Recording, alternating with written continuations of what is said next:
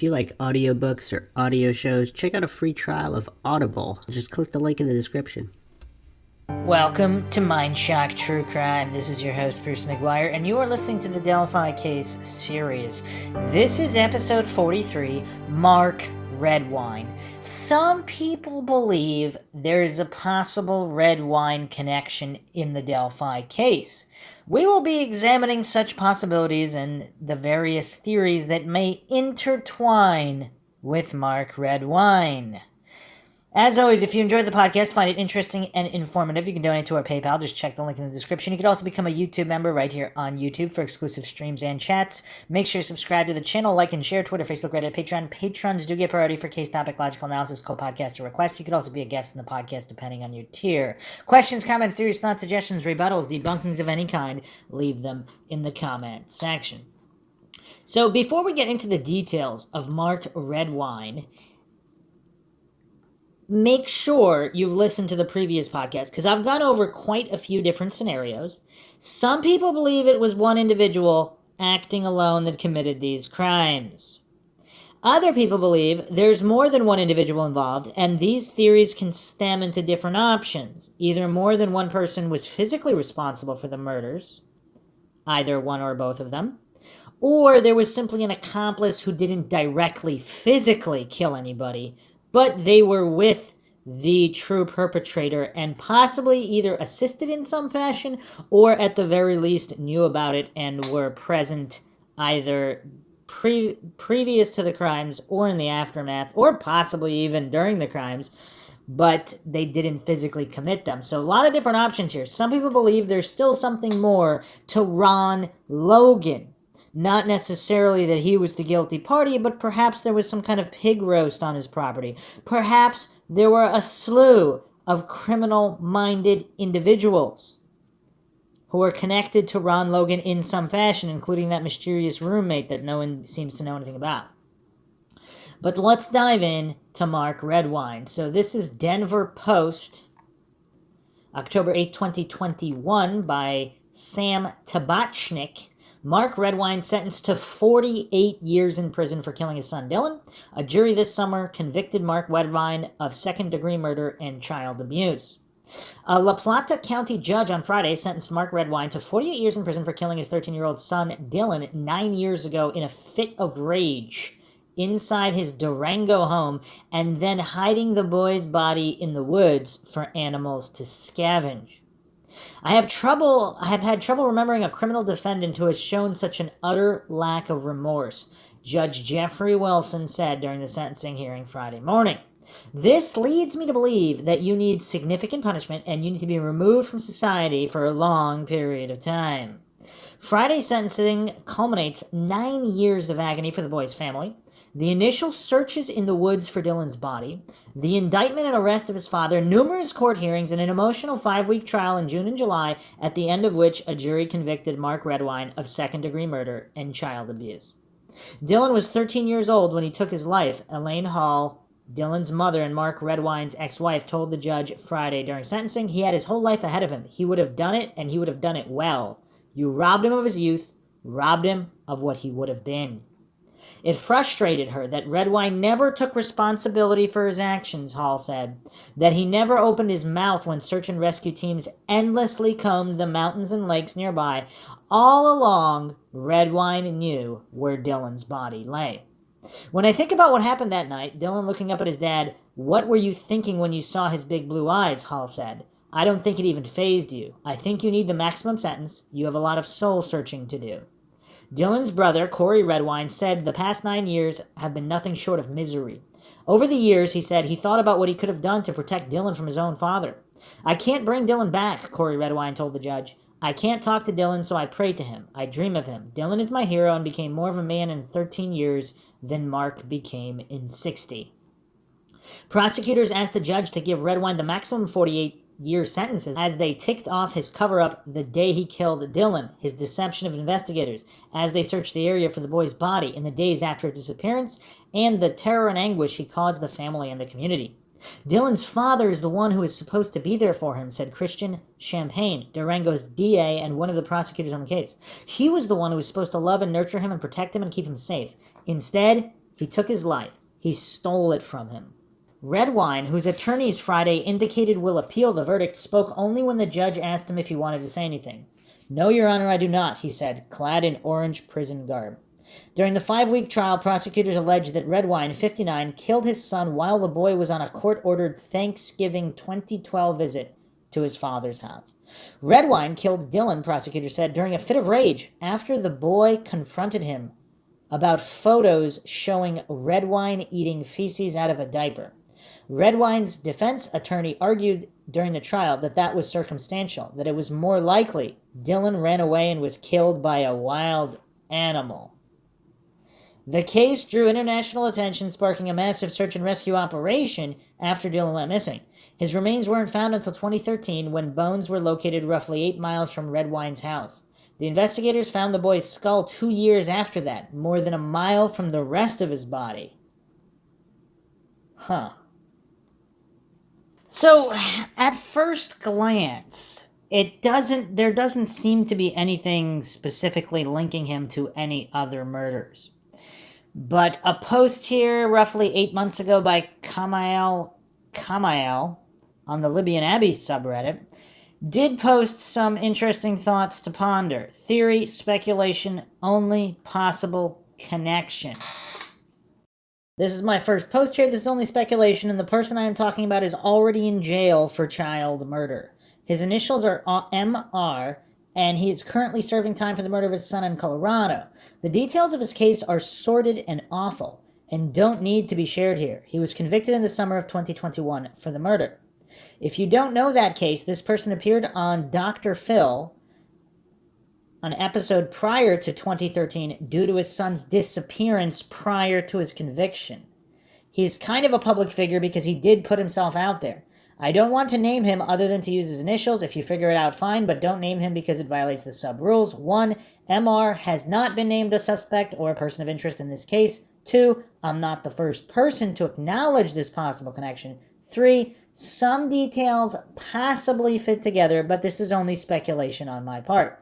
Here's why I'm making the connection. 1, possible resemblance to the wanted photo of the Delphi killer. 2, possible motivation for the killings. 3, means to commit the murders due to previous occupation due to being a long-haul trucker. 4, resemblance of one of the Delphi victims to MR's ex-wife, who I won't name. If you make the connection to the person I'm naming, please tactfully let me know your thoughts.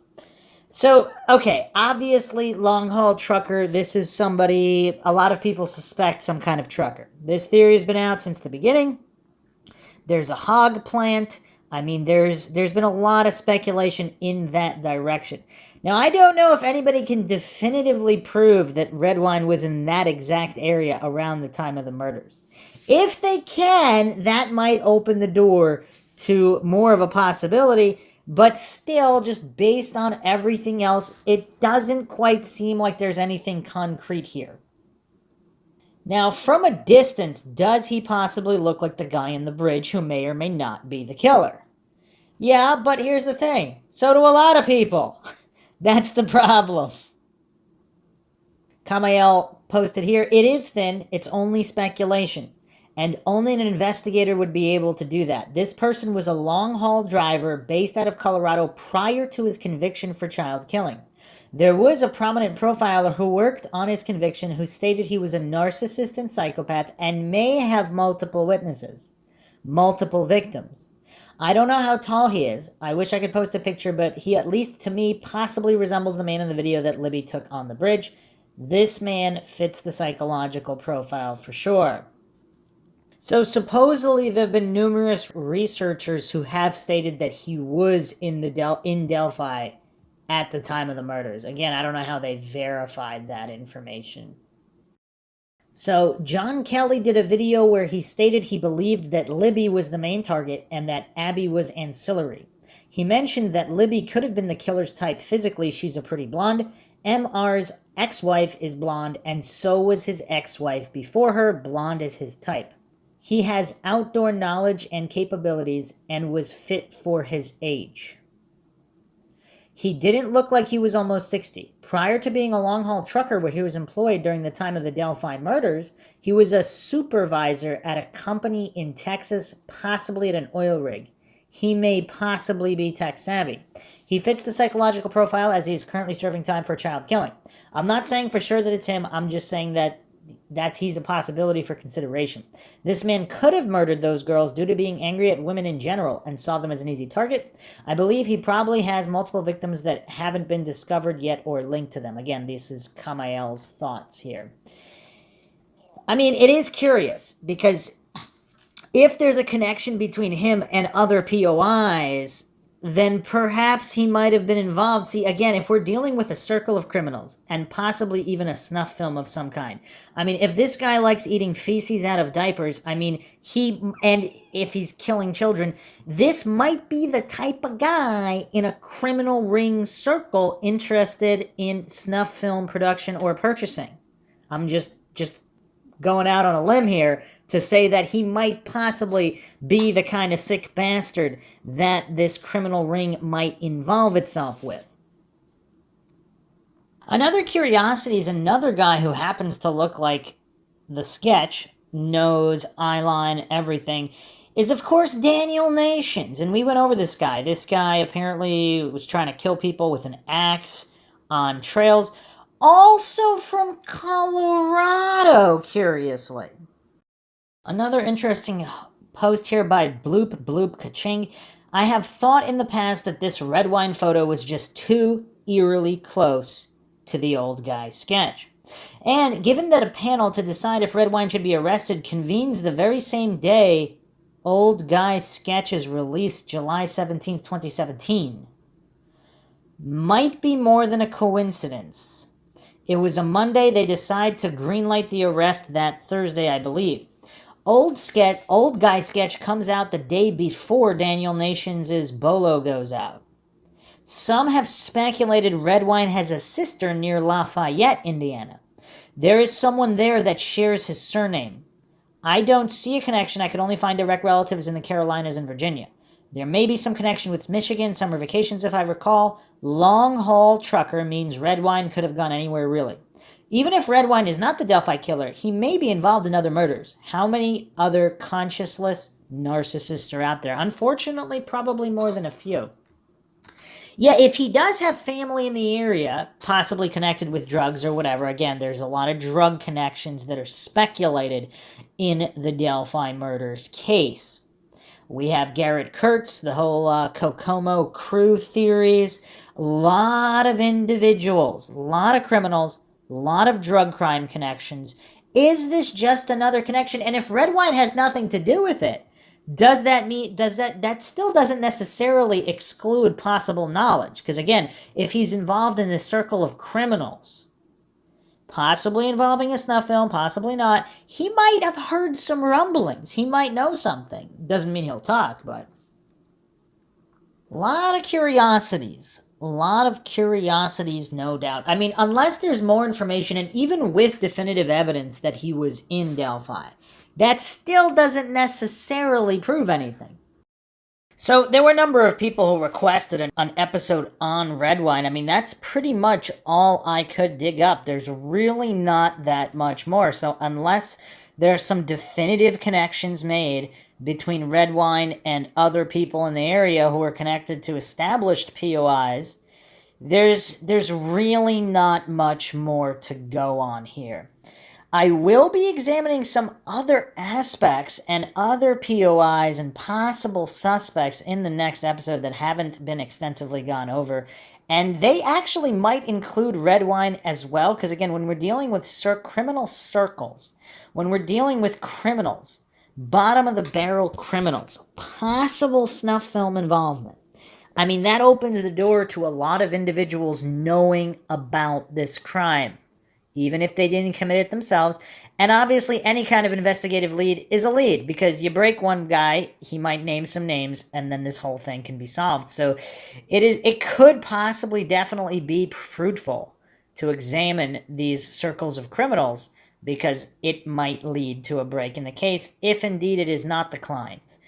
Or even if it is the Kleins, again, their involvement, I mean, there's a wide range of speculation as to their possible involvement. Was it direct involvement? Was it not direct involvement? Was someone else, was Keegan Klein giving someone else access to his accounts? And they were the ones that perpetrated the crime. So he could possibly be involved in some capacity without actually being directly responsible for murder. We've gone over all those theories in the previous episodes. I hope everyone found another edition of Mindshock True Crime interesting in the Delphi case series.